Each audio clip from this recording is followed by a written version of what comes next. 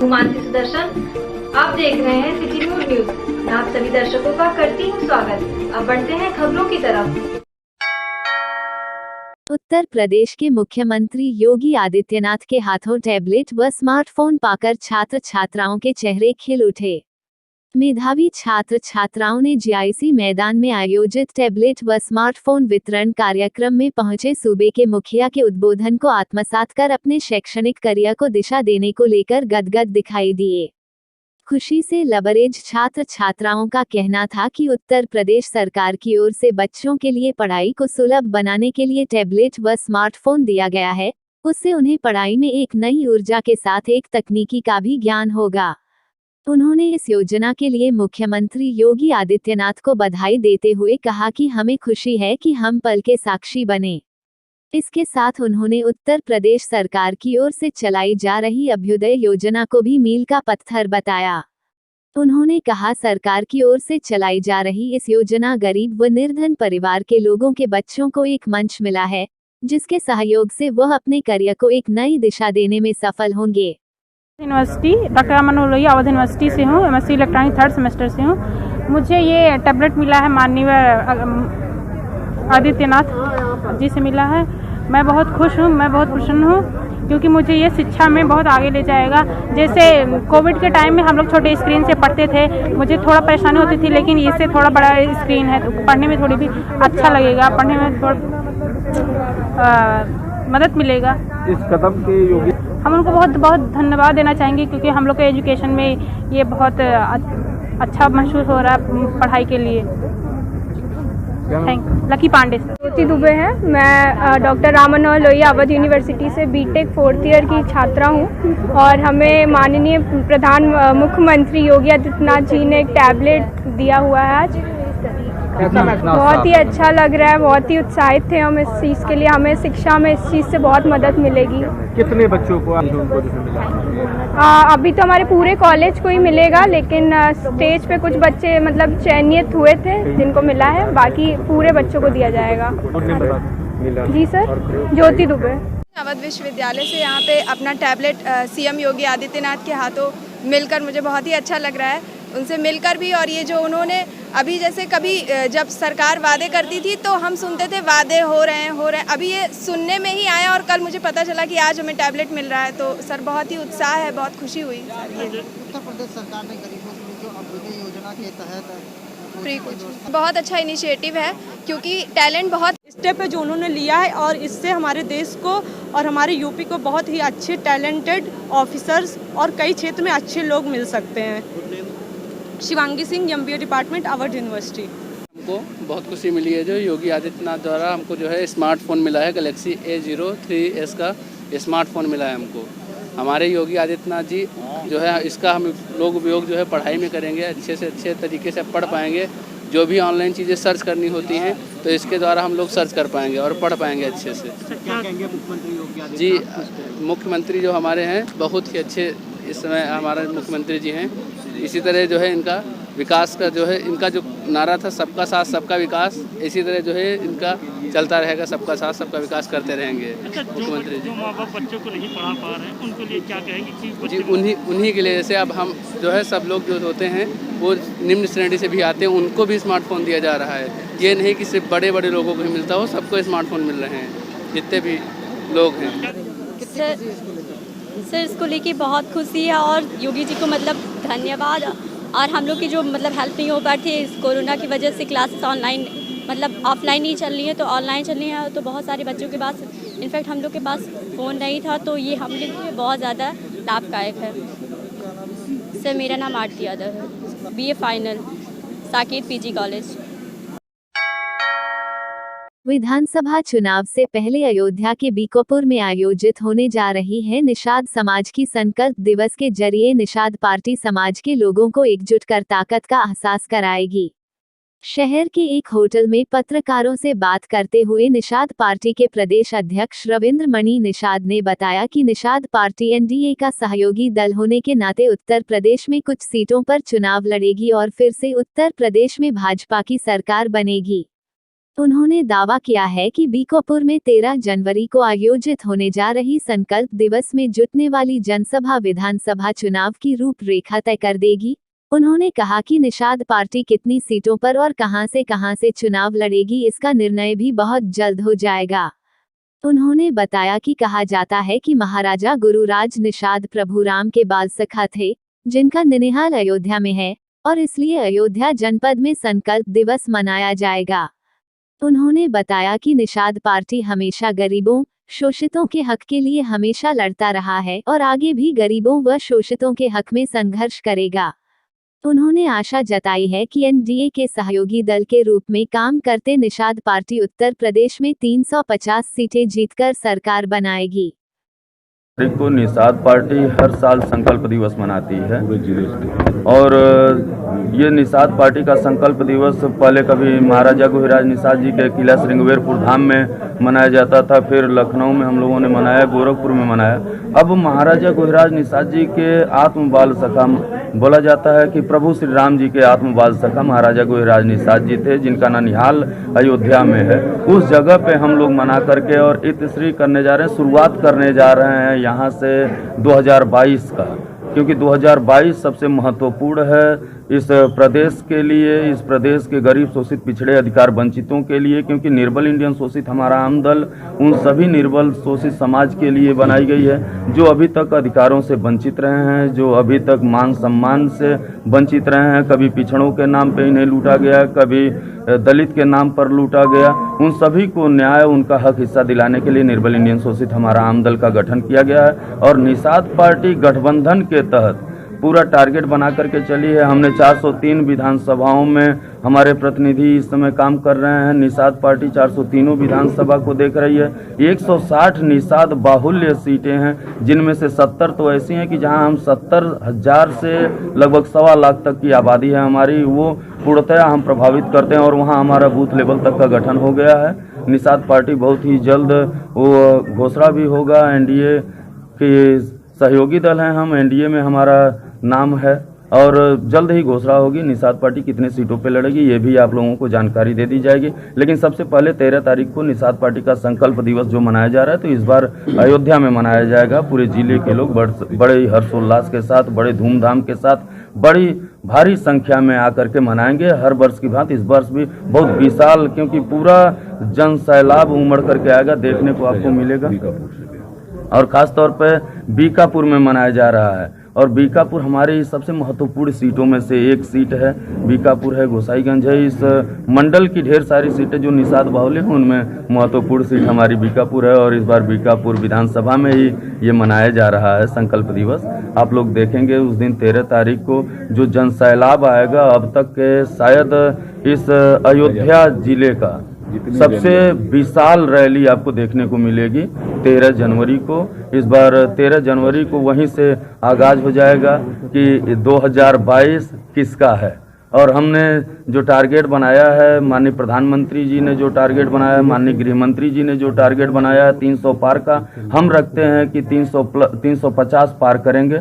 और ये उस उम्मीद के साथ काम कर रहे हैं, जैसे हमारे कार्यकर्ताओं के अंदर जो जोश जुनून जज्बा है, जो माननीय गृह मंत्री जी ने अभी देखा है लखनऊ में जो जन सैलाब, उससे उन्होंने वही उसी दिन बोल दिया था कि ये तो हमारी नैया उसी दिन पार हो गई। हमने भी बता दिया, मान्यवर साहब ने, हमारे Nishad party supremo political godfather doctor Sanjay Kumar Nishad ji, दूसरा हो जाएगी जल्दी, उसकी जानकारी भी दे दी जाएगी आप लोगों को। हो सकता है कि जितना जल्दी, लेकिन ये जान लीजिए कि निषाद पार्टी केवल जीत के लिए काम कर रही है, सीट के लिए नहीं। सीट तो हमारी कंफर्म है, ये पहले ही निषाद पार्टी सुप्रीमो ने बोल दिया है कि 2 अंकों में हम आ रहे हैं, लेकिन उसके बावजूद हमारी सीट नहीं, जीत महत्वपूर्ण है और जीत पूर्ण बहुमत के साथ आएंगे 300 प्लस।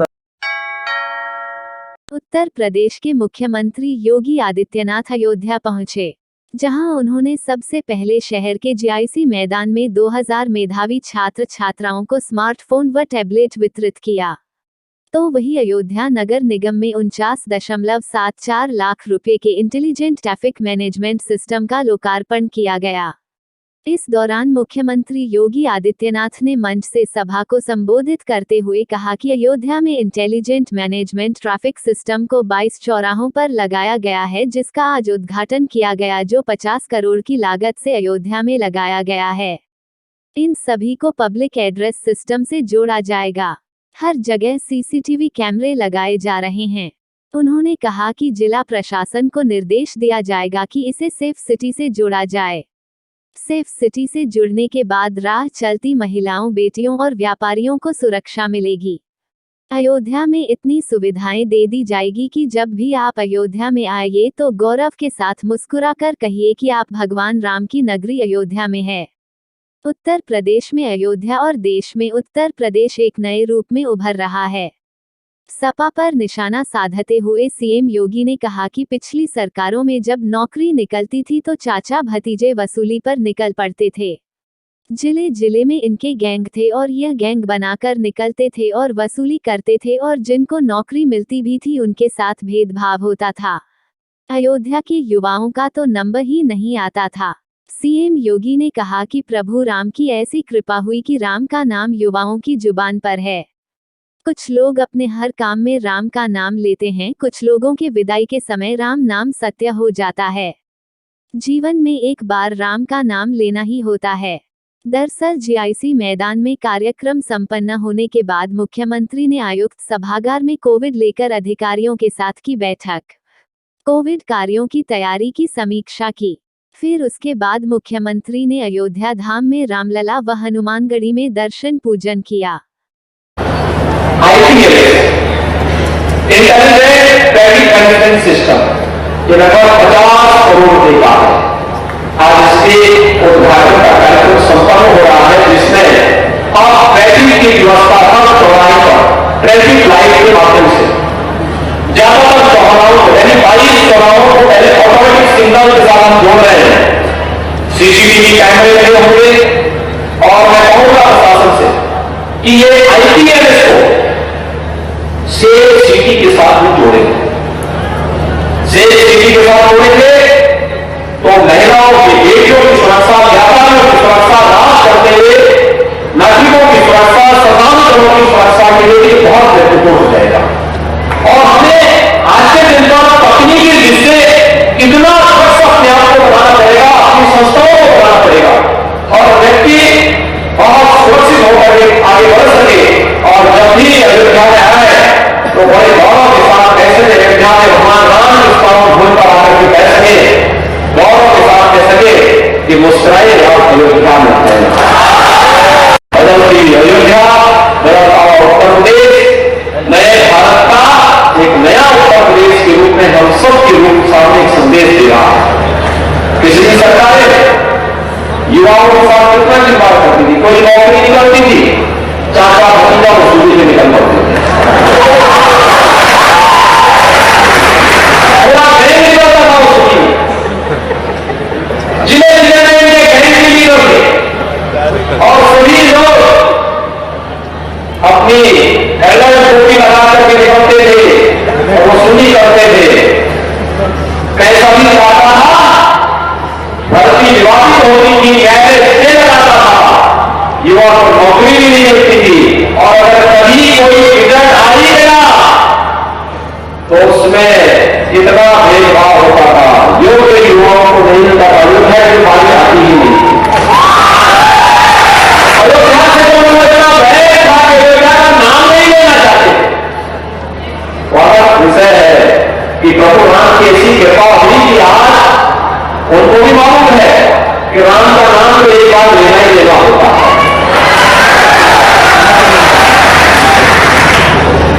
कुछ लोग अपने हर कार्य में राम का नाम करते हैं, कुछ लोगों की विदाई के समय राम नाम सत्य रहती थी, कुछ कारण होते हैं। इसलिए जीवन में एक बार राम का नाम लेना ही होता है। और भाइयों बहनों, ये लोग अयोध्या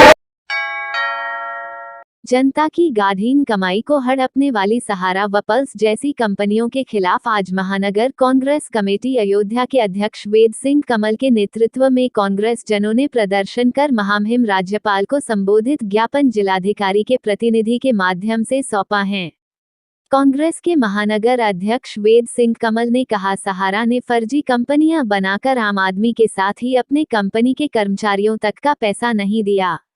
निवेशक सरकार की तरफ आशा भरी निगाहों से देख रहे हैं, पर सरकार जनहित के इस बड़े मुद्दे को नजरअंदाज कर रही। उन्होंने कहा, हमारी मांग है कि सहारा एवं पल्स कंपनियों में निवेश करने वाले प्रदेश के गरीब एवं मध्यम वर्ग के लोगों को सूचीबद्ध कर तत्काल उनका पैसा वापस हो। सरकार हस्तक्षेप करते हुए सहारा इंडिया समूह, पल्स तथा सेबी को इसके लिए निर्देशित करें। अखिल भारतीय कांग्रेस कमेटी के सदस्य राजेंद्र प्रताप सिंह ने कहा, जनता की गाड़ी कमाई को लूटने वाली कंपनियों के खिलाफ सरकार को ठोस कार्यवाही नहीं कर रही, ना ही सरकार के पास ऐसी कोई योजना है जिससे वह आम आदमी के पैसे को वापस दिला सके। वहीं इस दौरान युवा नेता शरद शुक्ला, महानगर कांग्रेस प्रवक्ता सुनील कृष्ण गौतम, श्रीनिवास शास्त्री, DN वर्मा, डॉक्टर विनोद गुप्ता, वसंत मिश्रा, रामकरण कोरी, प्रेम पांडे, शोभित शुक्ला, अमन कुमार सिंह, नीरज शर्म, मोहम्मद वसीम, संदीप यादव, सावन शर्मा, शिवा यादव, हर्ष शुक्ला आदि उपस्थित रहे। और पल्स टाइप की तमाम जो कंपनियां हैं, जनता की कई हजारों करोड़ रुपया मार के बैठी हुई हैं और तमाम अपनी गाढ़ी कमाई, अपनी लड़कियों की शादी के लिए, घर बनवाने के लिए तमाम जो लोग पैसा रखे थे इनमें तमाम लगा दिया। आज सारी कंपनियां पल्ला झाड़कर किनारे हैं। तो उन्हीं को, उसी मांग को लेके आज हम लोगों ने ये ज्ञापन महामहिम राज्यपाल महोदय को दिया। जिस तरीके से अगर जो भी इसके लिए लड़ाई लड़नी पड़ेगी, कांग्रेसी लड़ेंगे। कौन कौन लोग आज इस कार्यक्रम में? इसमें AICC राजेंद्र प्रताप सिंह जी हैं, श्रीनिवास पोद्दार जी हैं, शरद शुक्ला जी हैं, DN वर्मा जी हैं, डॉक्टर विनोद गुप्ता जी हैं। इस तरीके से तमाम सैकड़ों, वसंत मिश्रा जी हैं। राम कांग्रेसी कार्यकर्ताओं कांग्रेसी से ही नहीं मतलब है, ये आम जनता की लड़ाई है। हमारे ख्याल कोई भी ऐसा परिवार छूटा नहीं है जिसमें कुछ न कुछ जो इन्वेस्ट ना किया हो। ये कांग्रेसी के साथ साथ हमें ये आम जनता की लड़ाई को लड़ना है और इसके लिए हमें जिस भी स्तर पे जाना पड़ेगा हम कांग्रेसी जाएंगे। इसका ज्ञापन आपने राज्यपाल महोदय को दिया है, DM साहब के माध्यम से। अयोध्या के दिव्यांग सपा नेता पंडित समरजीत की अनोखी पहल। जनपद के ग्रामीणों के बीच अलाव के सहारे संविधान की रक्षा तथा समाजवादी नीतियों व विचारों तथा सपा द्वारा की गई घोषणाओं को लेकर दिव्यांग सपा नेता पंडित समरजीत ने विधानसभा बीकोपुर क्षेत्र के ग्राम सभा बासुदेवपुर में अलाव जलाकर चौपाल लगाया। इस दौरान पंडित समरजीत ने कहा कि भाजपा सरकार में किसानों की आय दोगुनी करने की जगह छुट्टा जानवरों द्वारा किसानों की हरी भरी खेती जानवरों द्वारा चट कर दी जाती हैं और हमारे किसान भाइयों की आय तो नहीं बढ़ी लेकिन भूखमरी जरूर आ गई। जनता को 45 माह लूटने वाली भाजपा सरकार चुनाव नजदीक आते ही तरह तरह के लुभावने रेवड़ियां बांटने का काम कर रही है। झूठा लोकार्पण करने से तो अच्छा था यह जनता से किए गए वादे को निभा देते। आज उत्तर प्रदेश में सड़कों पर चलना दूभर हो गया है, बड़े बड़े गड्ढे हो गए हैं, लेकिन सरकार उसको ना बनवा कर लोकार्पण करने में मशगूल है। जब से हमारे सपा राष्ट्रीय अध्यक्ष अखिलेश भैया ने घोषणाएं की हैं, हर घर की 300 यूनिट बिजली फ्री, किसानों की सिंचाई फ्री, 10 लाख युवाओं को रोजगार, 1 करोड़ महिलाओं को 1500 रुपया प्रति माह समाजवादी पेंशन, बेटियों को कन्या विद्याधन 50,000 रुपया आदि तमाम घोषणाएं करने के बाद भाजपा सरकार की नींद हराम हो गई है। आज संविधान खतरे में है, इसकी रक्षा तथा सुरक्षा के लिए हम सबको एकजुट होकर हमारे आदरणीय अखिलेश भैया के हाथों को मजबूत करने का काम करें और यही हमारी गरीब जनता 2022 के चुनाव में मुंगेरीलाल के सपने दिखाने वाली भाजपा सरकार को सबक सिखाने का काम करेगी। अयोध्या जनपद में इस विकट ठंड में ग्रामीण अंचलों गांव-गांव जाकर अलाव जलवाकर आज हम चौपाल लगवाने का काम कर रहे हैं। समाजवादी नीतियों तथा विचारों और सपा की घोषणाओं को जन जन के बीच में पहुंचाने का काम कर रहे हैं और आज हम बताना चाहते हैं कि यह भाजपा सरकार 45 महीना लूटने का काम किया है। आज जब चुनाव का समय नजदीक आ गया है तो तमाम तरीके से घोषणाएं कर रहे हैं, झूठा हर जगह पत्थर लगवा रहे हैं और तमाम लुभावने वादे कर रहे हैं। जिस तरीके से जनता को 45 महीना यह सरकार लूटने का काम किया है, यह हमारी गरीब जनता, इस किसान भाई इसको कभी भूल नहीं पाएंगे। और आने वाले 2022 के विधानसभा चुनाव में यह भाजपा सरकार को देश से क्या परदेश से उखाड़ फेंकने का काम हमारी जनता करेगी। दिव्यांग सपा नेता पंडित समरजीत, अयोध्या पंजाब। अयोध्या में इलेक्ट्रॉनिक डीलर एसोसिएशन के तत्वाधान में व्यापारियों की एक स्थानीय होटल में गोष्ठी आयोजित हुए, जिसमें मुख्य अतिथि के रूप में एडिशनल कमिश्नर जीएसटी मारुति शरण Choubey, joint commissioner GST Shishir Kumar, CTO सुशील वर्मा और आमंत्रित अतिथि सुशील जायसवाल शामिल हुए, जहां आए हुए अतिथियों का व्यापारियों ने स्वागत किया। इस गोष्ठी के दौरान जीएसटी, पंजीयन अभियान, दुर्घटना बीमा और कई अन्य बिंदुओं पर व्यापारियों के साथ चर्चा की गई। कार्यक्रम की अध्यक्षता इलेक्ट्रॉनिक्स डीलर एसोसिएशन के अध्यक्ष मोहम्मद उमर ने की। इस दौरान जीएसटी एडिशनल कमिश्नर मारुति शरण चौबे ने बताया कि जीएसटी को लेकर व्यापारियों से वार्ता हुए, जिसमें जीएसटी पंजीयन गोष्ठी के रूप में मनाया गया। अधिक से अधिक व्यापारियों को जीएसटी पंजीयन के फायदे बताते हुए प्रोत्साहित किया गया। उनकी सभी समस्या का जल्द से जल्द निवारण करने का प्रयास किया जाएगा। तो वही एसोसिएशन के अध्यक्ष मोहम्मद उमर ने बताया कि जीएसटी में नए चेंजेस आ रहे हैं, जिसको लेकर व्यापारियों में भ्रम की स्थिति उत्पन्न हो गई है। विभाग में पंजीयन अभियान चल रहा है। सरकार द्वारा इस पंजीयन अभियान के क्या क्या सुविधा दे रही है, इस पर भी चर्चा हुई। बताया कि जहां तक जीएसटी की समस्या का सवाल है, जब कोई भी नया कानून लागू होता है तो लोगों को उसको समझने में टाइम लगता है। इस दौरान इस बैठक में उपाध्यक्ष अशोक जायसवाल, महामंत्री पुनीत केसरवानी, संगठन मंत्री सोहेल अहमद, मीडिया प्रभारी अशफाक अहमद, कोषाध्यक्ष हरदीप सिंह एवं विपिन सिंगल, सतपाल सिंह, अजिंदर सिंह, अरमान खान, व्यापारीगण एसोसिएशन के सदस्य मौजूद रहे। आज की बैठक जो है उसमें जीएसटी के एडिशनल कमिश्नर, ज्वाइंट कमिश्नर और असिस्टेंट कमिश्नर को इनवाइट इसलिए किया गया था कि कुछ व्यापारियों को कुछ इश्यूज थे, कुछ समस्याएं थी और कुछ हमारा चूंकि जीएसटी में नित्य नए चेंजेस हो रहे हैं, उनकी चेंजेस के बारे में लोगों में कुछ भ्रम की स्थिति थी, उसको क्लियर करने के लिए हमने आप लोगों को बुलाया था। दूसरी बात, ये विभाग में एक पंजीयन अभियान भी चल रहा है।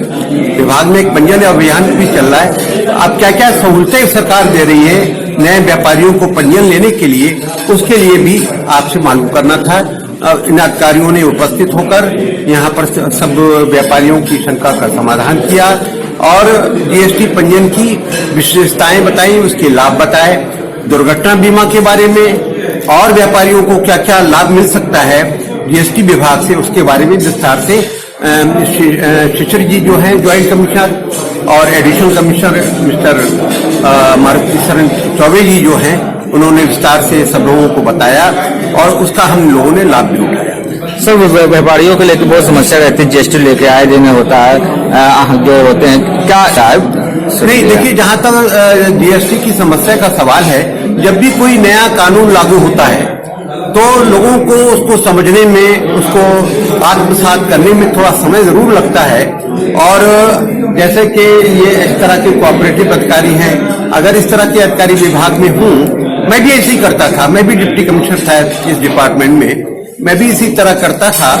मैं हर व्यापारी को कोई समस्या आती थी, मैं अपने सारे व्यापारी भाइयों को ये आश्वस्त करना चाहता हूं कि जीएसटी से संबंधित जो भी समस्या है उसके संबंध में वो हमारे कार्यालय आ सकते हैं, मुझसे मिल सकते हैं और उसका अधिक से अधिक निवारण करने का प्रयास हम कम समय में करने की कोशिश करेंगे। सर, बीमा जो चलता है उसके लेकर क्या है? बीमा योजना जैसे एक्सीडेंटल बीमा योजना है, जो व्यापारी की दुर्घटना में मृत्यु हो जाती है तो वह बीमा सरकार देती है और बीमा कंपनी नहीं देती है। आपके क्लेम हमारे पास आते हैं, हम सरकार को फॉरवर्ड करते हैं और गवर्नमेंट तुरंत धनराशि अप्रूव करती है और यहाँ के ट्रेजरी के माध्यम से उसे विभाग के ही माध्यम से उसे दे दिया जाता है। जी। अयोध्या पहुंचे एडीजी लखनऊ बृजभूषण ने जनपद के अधिकारियों के साथ अपराध एवं कानून व्यवस्था और आगामी विधानसभा चुनाव 2022 की तैयारी के संबंध में समीक्षा किया। एडीजी जोन बृजभूषण ने कोविड-19 से बचाव और सुरक्षा के लिए अधिकारी और कर्मचारी को निर्देशित भी किया। इस दौरान एडीजी जोन बृजभूषण ने मीडिया से बात करते हुए कहा कि पिछले 1 वर्ष में हुए अपराध की समीक्षा करते हुए संगठित अपराध करने वालों के खिलाफ गैंगस्टर के तहत कार्रवाई की जाएगी। उनकी संपत्तियां जब्त की जाएगी। अवैध निर्माण व कब्जे के खिलाफ भी कार्रवाई होगी। वही शराब मामले में हुई कार्रवाई में पिछले 3 सालों में जो रिकवरी हुई है उसकी समीक्षा करते हुए पकड़े गए के खिलाफ भी गैंगस्टर की कार्रवाई की जाएगी। साथ ही जिले के 10 बड़े अपराधियों की लिस्ट बनेगी। उनका नेटवर्क ध्वस्त करते हुए उनके खिलाफ भी कार्रवाई की जाएगी। एडीजी जोन लखनऊ बृजभूषण ने महिलाओं की सुरक्षा पर अधिकारियों को निर्देशित करते हुए कहा कि महिलाओं के प्रति अपराध में पुलिस संवेदनशील होगी। महिला संबंधी अपराध में कार्यवाही होगी। आगामी 2022 के विधानसभा चुनाव को देखते हुए एडीजी जोन लखनऊ बृजभूषण ने कहा कि एक मतदान स्थल की समीक्षा की जा रही है। जिन लोगों के पास लाइसेंसी बंदूक है उनको भी जमा किया जा रहा है। उन लोगों की लिस्ट बन रही है जो चुनाव के दौरान गड़बड़ी करते हैं, उनके खिलाफ भी कार्यवाही की जा रही है। एडीजी जोन बृजभूषण की बैठक में आईजी अयोध्या केपी सिंह और एसएसपी शैलेश पांडे के साथ जिले के अन्य पुलिस अधिकारी मौजूद रहे। देखिए, आज हमने अपराध की समीक्षा की है जिले में आकर के। इसमें कहीं कोई दो राय नहीं है। अपराध की स्थिति बहुत अच्छी रही है, नियंत्रण में रही है। लॉ एंड ऑर्डर जिले का बहुत अच्छा रहा है। फिर भी और अच्छा इसमें इम्प्रूवमेंट है, उसके लिए हम लोगों ने कुछ तय किया है। जितने भी पिछले साल भर में अपराध हुए, चाहे वो हत्या का अपराध हो, चाहे बलात्कार का हो, लूट हो, डकैती हो, चाहे वाहन चोरी हो, अन्य क्राइम हो, गौकसी हो, गौ तस्करी हो, शराब का तस्करी हो, एक केस की समीक्षा करके जो उसमें अपराधी लिप्त थे, जो अजय संगठित अपराधी के रूप में काम कर रहे थे, उन सबके खिलाफ गैंगस्टर में कार्रवाई होगी। सभी की संपत्ति जब्त होगी। उनके द्वारा कोई अवैध धंधे भी होंगे उनका बंद कराया जाएगा। कोई अवैध निर्माण होंगे, कब्जे होंगे तो नियमानुसार उनके खिलाफ भी कार्रवाई की जाएगी। पहली बात। शराब के बारे में मैं भी अलग से डिसीजन लिया है कि पिछले 3 साल की जो भी बड़ी रिकवरियां हैं, जो भी बड़े गैंग पकड़े गए थे, उस एक को हम समीक्षा करके उन्हें गैंगस्टर में हम कार्रवाई करें और संपत्ति जब्त कराएं। हर जिले में ऐसे कम से कम 10 लोग छांटे जाएं, 10 बड़े अपराधी जो संगठित अपराधी हैं, जिनका नेटवर्क होता है, उसको हम लोग ध्वस्त करेंगे। उनके खिलाफ भी बहुत स्ट्रांग कार्रवाई की जाएगी।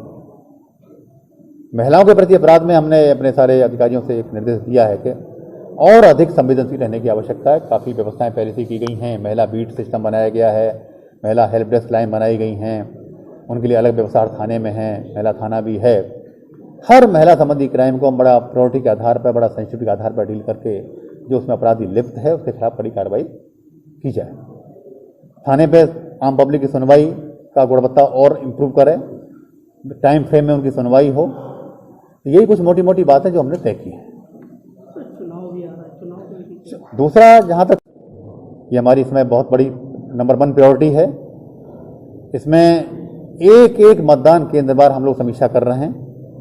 जो भी ऐसे एंटी सोशल एलिमेंट्स हैं, ट्रबल मेकर्स हैं, जो चुनाव में डिस्टर्बेंस पैदा कर सकते हैं, किसी को डरा धमका सकते हैं, एक का सूची बना करके उनके खिलाफ पहले से प्रिवेंटिव कार्रवाई की जाएंगी, जिससे इस चुनाव में किसी प्रकार का भी डिस्टर्बेंस करने की उनकी हिम्मत न पड़ने का नंबर 1 चीज। दूसरा, जितने भी ऐसे लाइसेंस धारक हैं जिनके जमा कराए जाने हैं, उनकी समीक्षा हो गई है।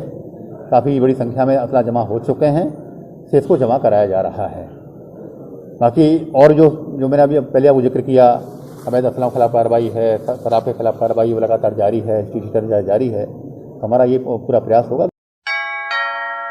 आज के लिए बस इतना ही। कल फिर मिलेंगे इसी समय इसी चैनल पर। अब हमें दीजिए इजाजत। नमस्कार।